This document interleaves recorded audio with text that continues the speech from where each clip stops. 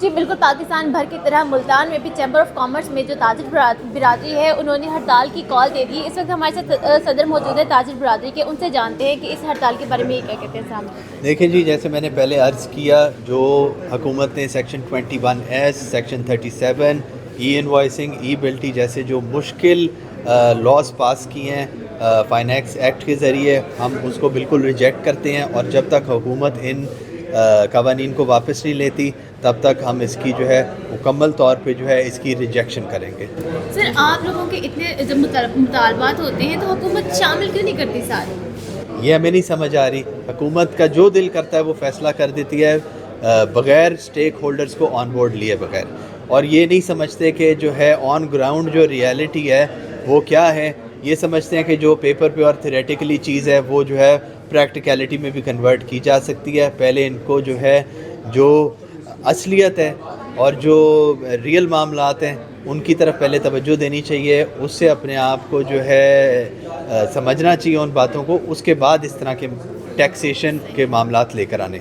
صرف پاکستانی عوام ابھی اتنی زیادہ پڑھی لکھی نہیں ہے، تو آپ کو کیا لگتا ہے یہ جو ڈیجیٹل انہوں نے طریقہ جو کہا ہے کہ آن لائن ساری چیزیں ہوں گی، کیا جو چھوٹی برادری ہے، تاجر برادری ہے، وہ اس کو فالو کر پائے گی؟ کیسے فالو کرے گی؟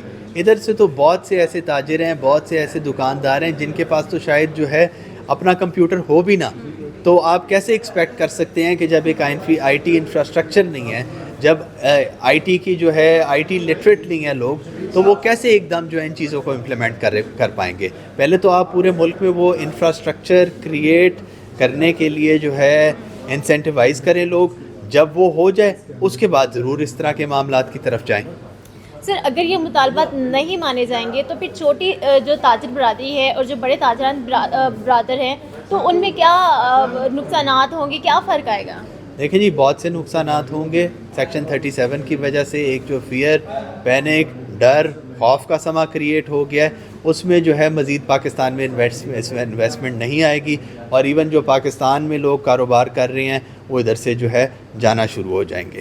اس کے علاوہ جو ہے سیکشن 21(s) والا جو معاملہ ہے، اس میں 2 لاکھ روپے سے اوپر اگر کوئی بھی کیش جمع ہوتا ہے تو اس پہ ٹیکس لگا دیا گیا. یہ بالکل امپریکٹیبل ہے، اور یہ اس چیز کی تو امپلیمنٹیشن ہو ہی نہیں سکتی. اور جہاں تک وہ ای بلٹی انوائس کی بات ہے، ایک انفراسٹرکچر ہی نہیں ایگزسٹ کرتا.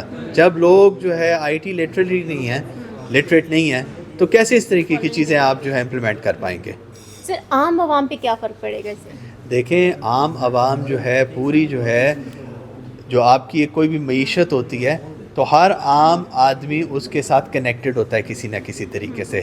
یا وہ کاروبار کا مالک ہوتا ہے، یا وہ اس کاروبار میں فیکٹری میں کام کر رہا ہوتا ہے، یا وہ دکاندار کا مالک ہوتا ہے، یا وہ دکان پہ کام کر رہا ہوتا ہے، یا آپ ان کے کنزیومرز ہوتے ہیں.